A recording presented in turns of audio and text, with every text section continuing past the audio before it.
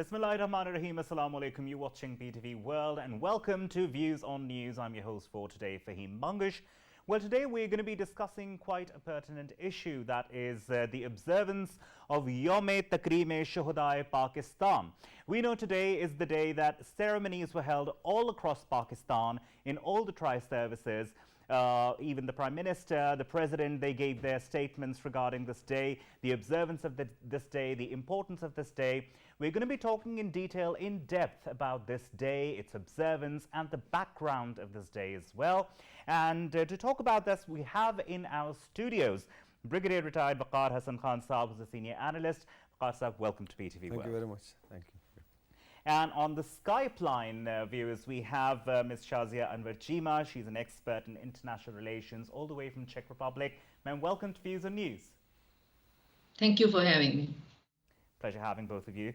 Now, Brigadier Saab, talking about the background, basically, we know the 9th of May, and after the 9th of May, how everything started rolling on, and this was like a snowball effect that started off after the 9th of May.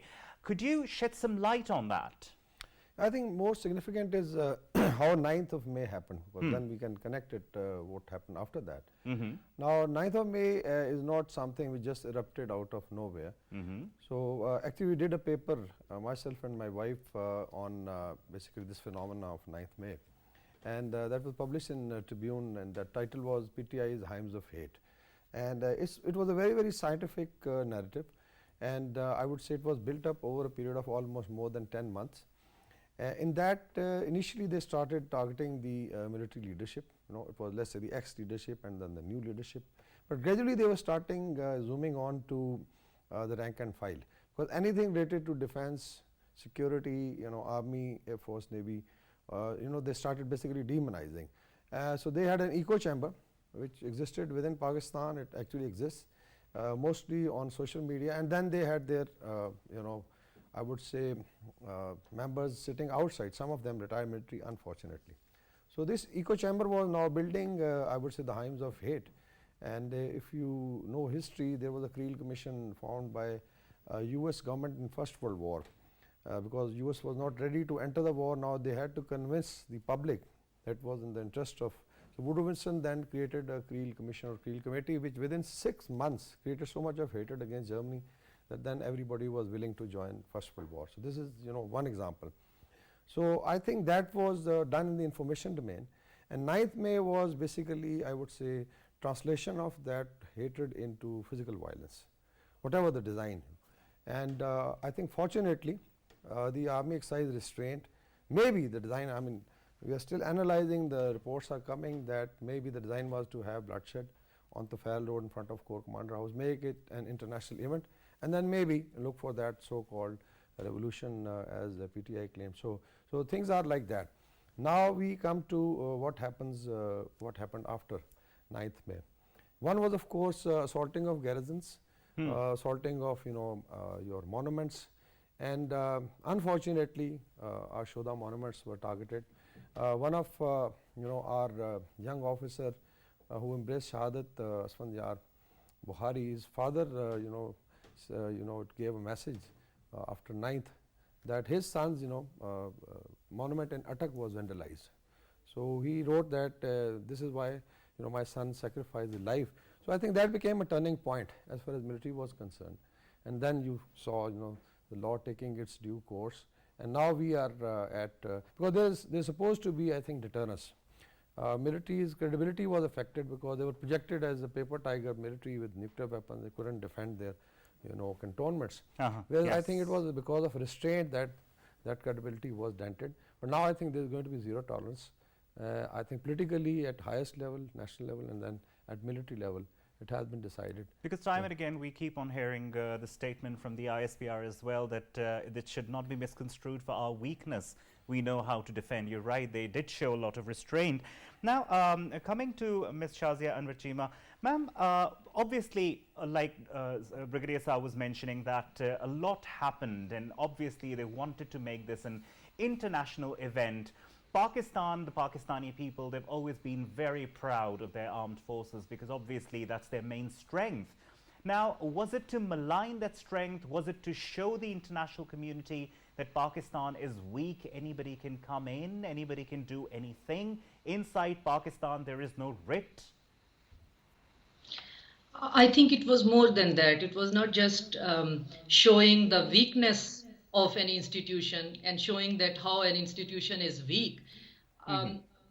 As long as I have done a research on this 9th May incident, I couldn't find it that it was a direct attack on the Pakistan army or Pakistan army personnel or individuals. I think its direct target was the idea and concept of martyrdom. And that idea and concept of martyrdom has a direct symbolic relevance with the sovereignty of the country. But the miscalculation PTI cult did was they thought that the humiliation of the idea of martyrdom will affect the Pakistan army only. But they forget that this idea is so vast in our society, its spectrum is so vast that this idea is not just relatable to Pakistan army, that you are targeting the very core of the sovereignty of a country and you think that the general public will not retaliate. So the idea of martyrdom is relevant to me, it is relevant to you. I am sitting here because of our martyrs. I am safe because of our martyrs. We have Pakistan because of our martyrs. So Yeah, I think absolutely. the day May 9th, the only target was for that day was humiliation of the idea and the concept of martyrdom, and that backfired. And that's the reason that now the PTI is cornered in front of the civil society. It's not between whatever they have portrayed between Pakistan army and the PTI. Now it is between us versus them. By us, I mean we Pakistanis and them, they hooligans who try to demonize our martyrs. And the concept of martyrdom, which is so deep in me and in my society that I cannot survive with the idea of that concept. So that's what they did, and that's what they are paying price for, and that's the price they will pay for. And nobody in Pakistan will forget that and or will forgive it. That's quite true. Nobody is going to forget or forgive. Now, Brigadier Saab, ma'am was very rightly referring to the whole event and connecting it to symbolism. And she, on the other hand, also mentioned what it symbolized, that crushing the concept of martyrdom, spoiling it in the eyes of the people. So what's your take on that? Because obviously this had to symbolize something or the other. It wasn't just one direct attempt, one direct blow. Yeah, I think this is a fundamental point that ma'am has brought out, and I'll tend to agree.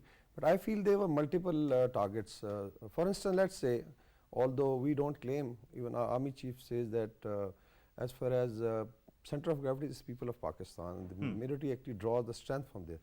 But if you watch the Pakistan watchers in India, they believe, like Sushant Sareen is a research analysis guy who sits in the Observer Research Foundation, and he's supposed to be an expert. He says that it's the center of gravity. So this is how India sees it. Now, if you want to tackle the center of gravity in, let's say, hybrid war, what ma'am has, I think, mentioned, this is one, definitely, because there is also research now going on, or Shuhada, especially in war on terror. There is research now going on in the West, how, let's say, they were again trying to demonize it, that maybe the military was using it for, gaining sympathy. Whereas I think we've lost so many military officers, Jawans, 3 stars, and even, let's say, our civilian counterparts in police and law enforcement agencies. So this is one which was happening. But I feel that it was multiple targeting, because if you want to bring down the center of gravity, one is you hit the leadership. So you saw the demonization of, then it is to create a dent between, let's say, the higher command versus the rank and file. For instance, the captain, major, or havaldar, or the JCOs, and pitch them against. So if you look at 9th May's information campaign, especially which was coming from London and North America, it was targeted at probably there was a mutiny within the army, and rank and file was not very happy, and they were even claiming, you know, like chief has no troops under his command. So something like that. So this was, I think, a multiple effort with multiple targets, but the aim was to definitely bring down the center of gravity, create that chaos, and maybe they were expecting probably there will be a reward. It has never happened. Pakistan Army traditionally has followed the chain of command. They follow their chief, and I think that's why it still remains the fundamental institution in the country. But I think this this point raised by Ms. Shazia regarding demonizing, or let's say undermining martyrdom, needs more analysis. Maybe that was the design. But the way I think people have responded, the way I think we are observing it today as a pledge, although nations should not be reminded of, you know, the sacrifices of their martyrs. It's automatic. Even if you go, even if you go to United States, so they also have their own martyrs, and their monuments are called the monuments of unity of the country. And you can't even, you know, put a marker on that. So there is punishment like 10 years imprisonment and very heavy fines. And what to talk of going and vandalizing it. I think this was a heinous design which was beaten by restraint displayed by the military, but now there is a resolve. This is not going to be allowed anymore. Enough is enough. Unfortunately, the leadership of the PTI probably believed that they will be able to turn the tables through this, I would say, heinous design. The youth was misled, definitely. When you pump them for almost 1 year and put, you know, these hymns of hate in their mind, there are chances that they would, you know, resort to violence. And telling them that perhaps you're the only Messiah who can take the country out of the crisis. So it was more of a cult leadership, I would say, unfortunately. But I think a lot of things need analysis. Now when you connect the dots, and then I think we can also link it what is happening from outside. Why, you know, the icons of neocons are now coming up and supporting, let's say, Imran Khan. For instance, John Bolton.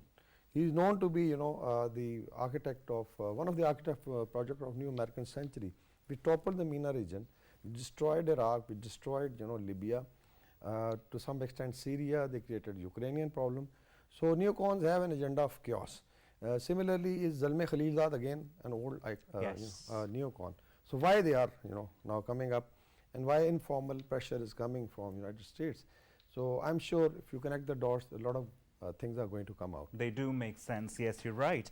Now, Shazia Saiba, talking about the international arena, obviously we need to keep that in consideration too, because Pakistan is fighting a lot of wars, be it inside the borders of Pakistan or outside the borders, especially the neighbors of Pakistan.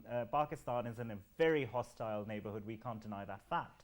So how do you think this has affected the overall position of Pakistan? Because definitely Pakistan was always said, the Pakistan army also said that our restraint should never be misconstrued as our weakness, and that was a message which was being sent to all the hostile enemies of Pakistan.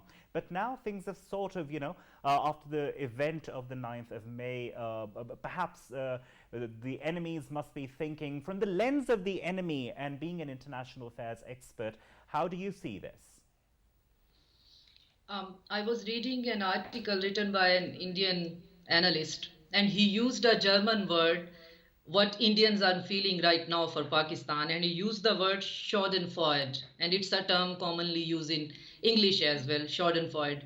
It's a psychological phenomena when you feel happy to see someone in trouble or in misery or in difficulty. So he categorically mentioned that to the Indian nation that do not feel this Schadenfreude anymore.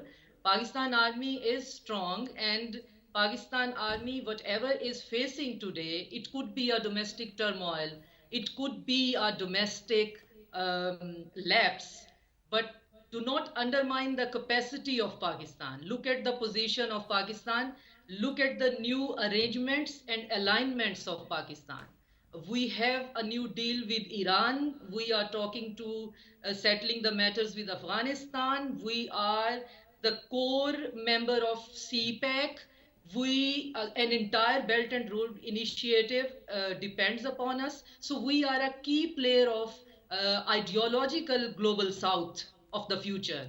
I'm not talking about geographical global south, but ideological global south. We are the key player of that global south, and we cannot be replaced, and we cannot be undermined by our enemies. That's what our enemies are talking about us, that this happy movement, this psychological phenomena you are feeling today, that Pakistan is in trouble, do not feel it. Pakistan, these domestic problems, I mean, every country has this domestic problem. We have created this monster, and we know how to dismantle it. And this is not even a political party, it's a pressure group, it's a cult. So its followers, they voluntarily gave up their free will. Their senses are numb. They cannot reason. They cannot logic. So it was a momentarily lapse, maybe just because the controlling authority would have thought that they are our people, so let them settle their dispute, let them make their house in order by themselves. But when they see that they are unable, incapacitated to keep their own house in order, they intervene and things will be better now. So I don't think that Pakistan's strength has ever been undermined, and I don't think these events will affect it in the future even. Also, Shazia Saiba, you mentioned that they've mentioned it to be something domestic, but my point of view is sort of the fact that it wasn't something political, because we know it was a cult leadership, cult following, A, and B, it was a direct attack on the martyrs of the country, C, it was against the armed forces of the country, blatantly calling the people to attack the military installations, sensitive installations. So don't you think this is going to have any long-term implications for Pakistan? I don't think so.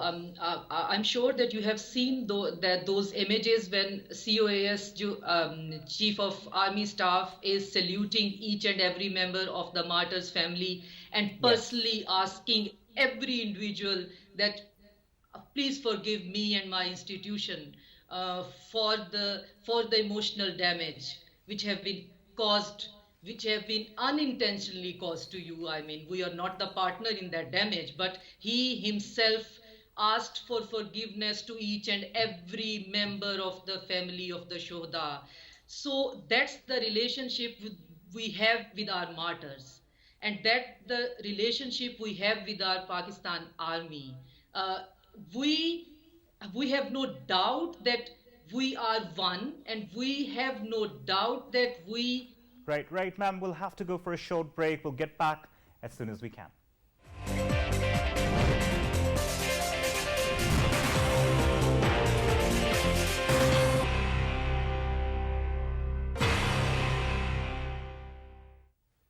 Welcome back to Views on News. I'm your host for today, Fahim Bangash, and we were talking about today a very pertinent and important day as it's being observed. This is the Youm-e-Takreem Shuhada-e-Pakistan, or paying reverence to all the martyrs of Pakistan who have laid down their lives for the defense of the motherland, for the defense of the people of Pakistan.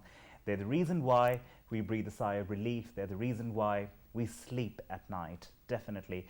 They need to be revered, they need to be paid respect to, and this is one day that this is a very lovely decision taken by the government to observe this day as Youm-e-Takreem Shuhada-e-Pakistan, because naturally we have to make sure that each and every person realizes all the sacrifices which are being given by the armed forces of Pakistan. Now, obviously we have in the studios Brigadier Retired Waqar Hassan Khan Saab, Senior Analyst. Now, Brigadier Saab, we should never forget that Pakistan is one of the top contributors as far as peacekeeping missions around the globe is concerned. So definitely, what are the key contributions of Pakistan's security forces for the global peace and stability in your opinion? And how far do you think that the world acknowledges that about the armed forces of Pakistan? I think if you look at UN military operations, so they fall into different categories like peace enforcement. Then there are also for areas like conflict management and all that. Pakistan has been a regular contributor since I think the army was raised, and UN criteria is also very tough. For instance, one is they look at your capacity. definitely they would look at armies which can provide. Then is the efficiency, and then is the, let's say, neutrality in terms of, you know, how do they conduct your operation, because then you are dealing with different nations. So in that, I think Pakistan has done very well. Now, if you look at Africa, I've been in Zimbabwe and teaching in National Defense University. So in a lot of countries, Africa, like Namibia, when they were getting independence, our missions were there, either observer mission or forces. Same is true in different Congo, I think DRC, and then you come to Bosnia-Herzegovina. Then we have areas, even in Middle East, there have been deployments, and even in East Timor. So it has been a global, I would say, presence, and this has been consistent because UN definitely would like a force which is capable and also at par with, you know, in terms of technology and management. So it's been tremendous. I think for last 3 decades, there have been no year that we had, you know, less than 5,000 to 10,000 troops. So it's like more than 2 brigades were deployed. Even in Middle East, if you look at Middle East security, Pakistan Army contingent has been there. Even the command of Islamic forces in Saudi Arabia is still with one of our 4 stars. Yes. So that speaks of its credibility. If you look at UN, they've been awarding medals and honoring our military. A lot of our commanders who commanded the army later on were, you know, in some position as brigadiers or generals commanding troops in United Nations peacekeeping forces. So there have been, I think, a long history and a very, very bright, I would say, conduct as far as Pakistan is concerned. Also, one thing that also we came across was the suicide rate as far as the Indian Army is concerned is increasing day by day. And one of the reasons why is that they feel a lot of demotivation from the government side, right? And perhaps, do you think, in your opinion, was this attack of the 9th of May planned and coordinated, perhaps to have a long-term effect just like that, to have a weaker army, to have a weaker motivation level in all the armed personnel of Pakistan armed forces? Maybe. I think if you look at the attack on the command structure and trying to create a wedge, so that could have been one of the objectives. Now, if you compare it with the Indian Army is also extensively deployed in the northeast, in occupied Kashmir, where there have been actually enormous human rights violations. So even the troops and officer cadre knows that they are doing it. So there is definitely a psychological pressure. Also in terms of prestige, there is no comparison between Indian Army and Pakistan Army, because the way Pakistani people look at their army and hold it, it's phenomenal. It's phenomenal. Yes. So people call it a romance actually. So I think you are right that this could have been, you know, to trigger such centrifugal forces within the military, which would affect the morale. But I'm sure the way I think the military has moved, and we didn't find even you know, a soldier saying no to his commanders, what to talk of let's say officers. And we've also displayed it in you know, war against terror. We've a lot of sacrifices, and even in Balochistan, I think yesterday we had 3 casualties, yes. Shuhada. So it's almost, as they say, you know, it costs almost a sun a day to keep the, you know, freedom, so that we can sleep peacefully.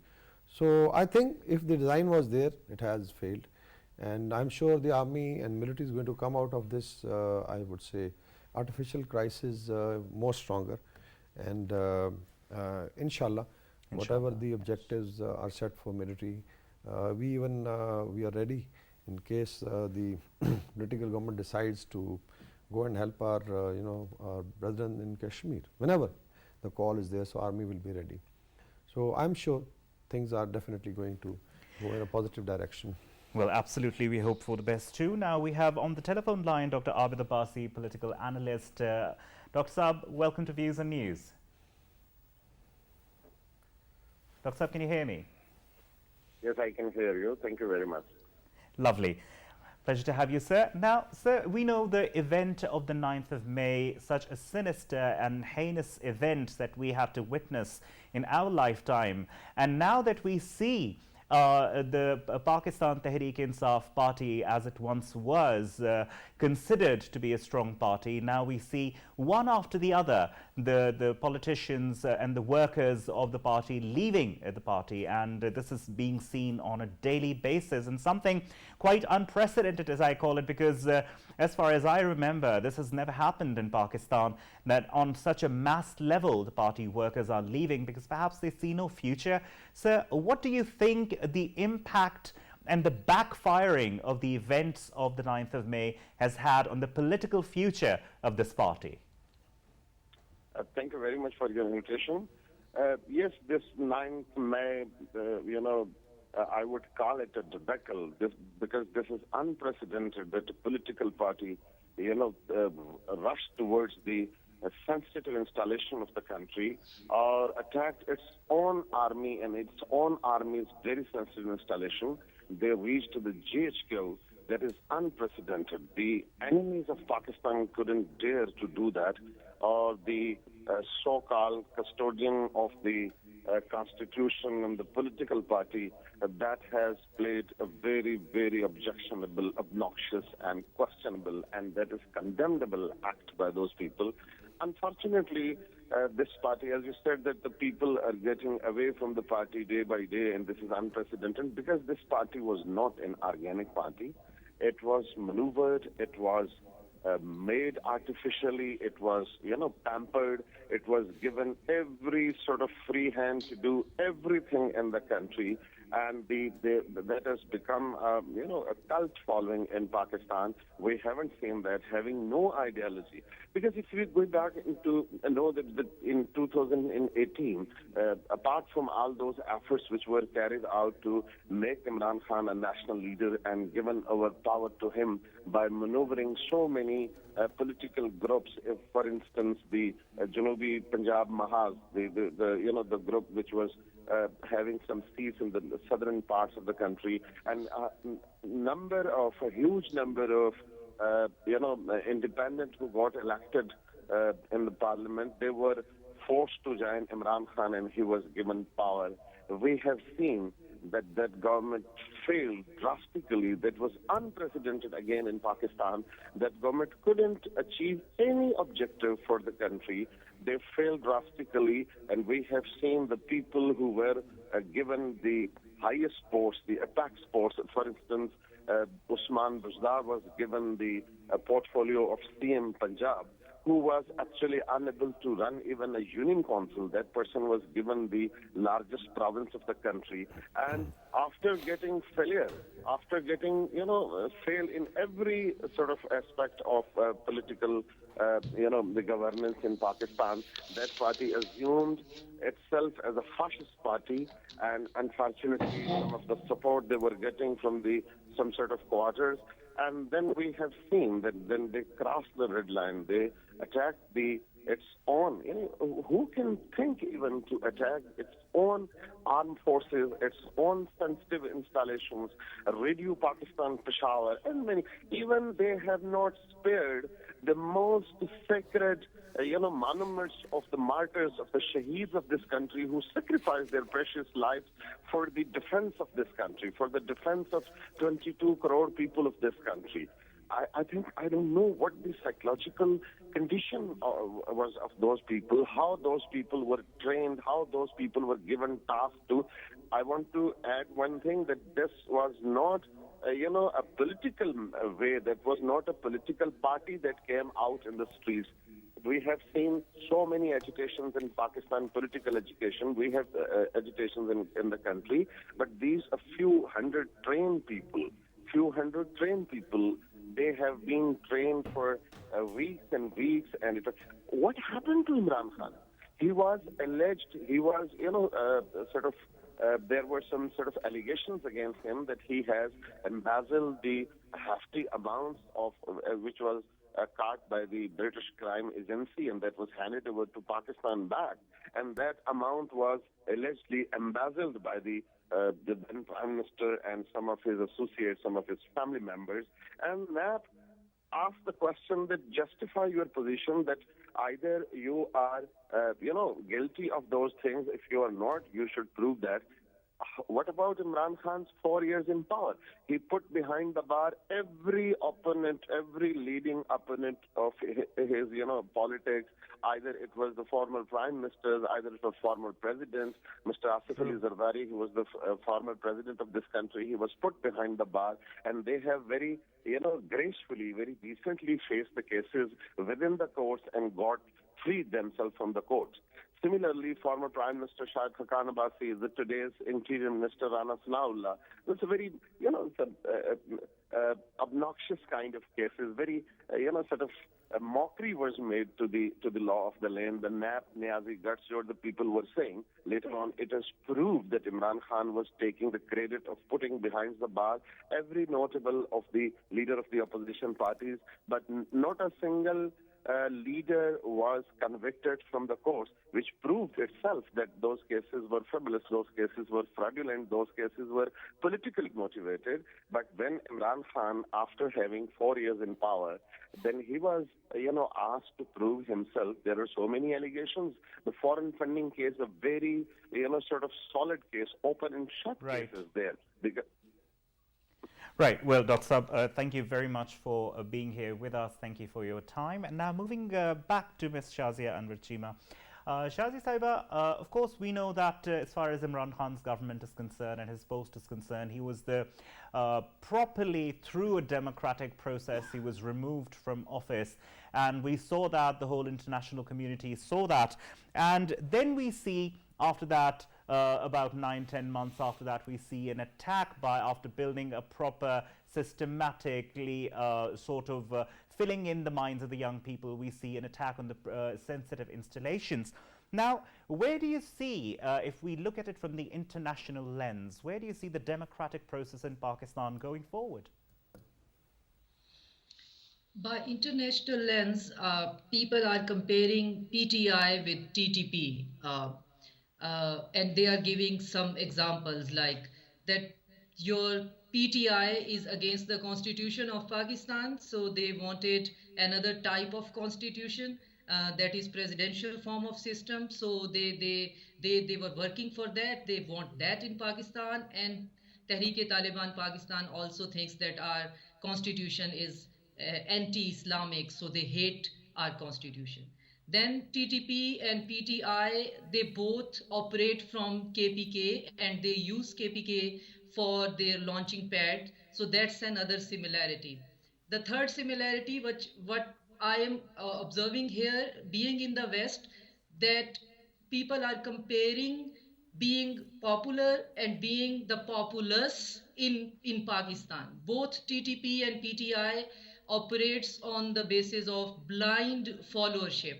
So both followers are illogical. You cannot reason with them, and they blindly follow the leader, their guru, whatever they have, their avatar or whatever. So these are the similarities, and people are looking at them very clearly. And as I have told in the beginning, that PTI's this move was humiliation of martyrs just because of the symbolic relevance of that martyrdom with a single institution, and that miscalculation, how it backfired because it is symbolically relevant to each and every Pakistani.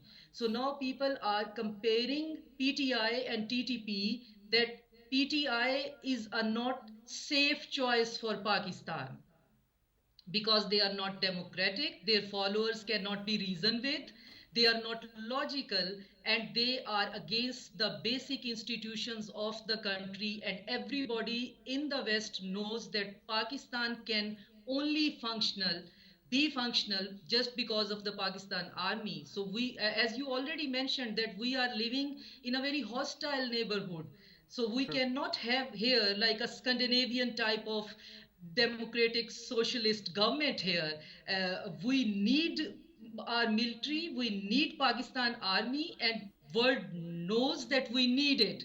We need to contain the problems which we are facing by ourselves. So they want us to contain those problems to ourselves, and even for containing them we need power.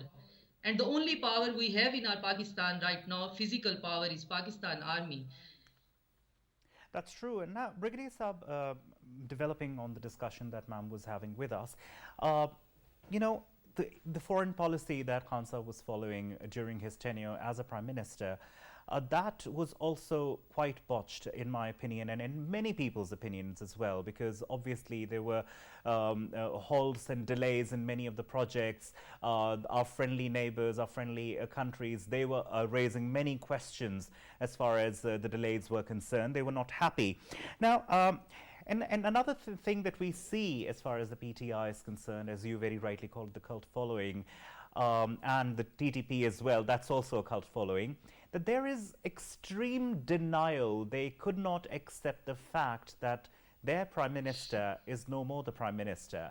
And the party, if we compare both the TTP and the PTI, extremely lacks the emotional intelligence, as they call it. The emotional quotient is very low. They lack empathy, because I was watching the videos of the martyrs' family, and anyone who would watch those videos, their eyes would well up. But we see a total insensitivity to that kind of a situation, total lack of empathy, and on the other hand, they're just going on and attacking. So what's your opinion and your take, which, if you would shed some light as far as your opinion as far as that party is concerned? I think again, we also did a paper, I think, in The Nation that was published just after 9. That was on cult leadership and how PTI basically, projected it. You may be surprised that he was known as, Murshid, and I think the first lady was called Murshid Pak. So this is a kind of word, and this was very common. The Murshid has come, Murshid is going. So I don't think so political leader would like to be called, as Murshid. So it means that they were developing very deliberately cult leadership. And I think, as Shazia has pointed out very clearly, that it resembles, autocracy or Nazism or RSS. On the foreign policy, quickly, there were a lot of gaffes, and it was considered as a style. If he was annoying, the Saudi king, or not following the protocol, or let's say creating problem for CPEC. No, this is the style of Khan Sahib. Whereas I think Pakistan suffered a lot. The projection was probably it was an anti-American party. It was a cipher thing, For 10 months they were saying it was an American conspiracy. And now you're getting all the support from, let's say, the West. Whereas if you look at now the relationship, like Pakistan-Iran opening border and going for joint trade, Iran-Saudi rapprochement, ushered in by China, and even on Russia, there were a lot of twisting of stories that probably Pakistan was providing ammunition to Ukraine, which actually was denied. And President Putin is very smart. He would never give you a drop of oil in case they have any information. This was a false narrative projected. Probably this was, pro-Eurasian party. No, it remained a pro-Western party, but the facade was probably, it's a very liberal and anti-West party. And that was very, very dangerous, because if you look at what happened to CPEC and what happened to even Saudi relations, Pakistan-Iran relations, all was dented. So Pakistan was being actually isolated. And internally, he attacked all the institutions. I think today even the judiciary is divided. They attacked the police, they attacked the military, and they demonized the entire, opposition. So basically it was that probably it was only one Messiah who was fit to rule Pakistan. And now I think things are becoming more clearer as, things unfold. And as this party starts leaving, you'll find, I think, a lot of inside information now coming out, how it was orchestrated. Because I'm sure today we saw Malika Bukhari, and these are very close associates. A lot of things are going to come out of their what was being chatted on social media, how it was all, let's say, orchestrated. So I'm sure Pakistan is out of a very, very dangerous crisis, and inshallah, we're looking to a more stable and prosperous Pakistan, which is put on trajectory in the Committee of Nations as we deserve. Right, and also, Shazia Saiba, one last question would be, do you think it was, obviously you spoke about symbolism as well, but do you think there may have been any intentions of diplomatically isolating Pakistan by making it or portraying it as a very weak state? It could have been, but Imran Khan and PTI has already diplomatically isolated Pakistan during their tenure, as Brigadier Saab has mentioned, that they have done each and everything to isolate us globally, starting from the halting CPEC, there are so many incidents like humiliating the Turkish company, the cleaning company, which was working in Lahore, and um, putting pressure on them and parading them naked. And then Shiri Mazari's late night tweets about the ambassadors, and then the our humiliation of our ambassadors online. So there is a long list, and I have, I think, made a list of it, and I have wrote something about that. I don't remember, but PTI and Imran Khan has done the damage already. Now they just doing this, their last attempt, their last thing to be relevant, to To be be in the power. relevant. True that, true that. Very rightly said. Shazia Saiba, thank you very much for being with us and giving us your time all the way from Czech Republic. You were with us. Thank you once again. Brigadier Saab, thank you very much for being with us and giving us your time.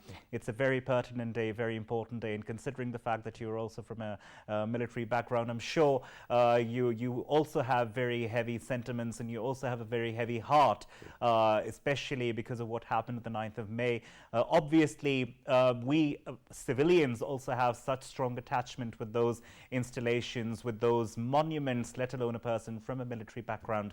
And well, our salutes are with you people, our love is with you people, and our support is with you people.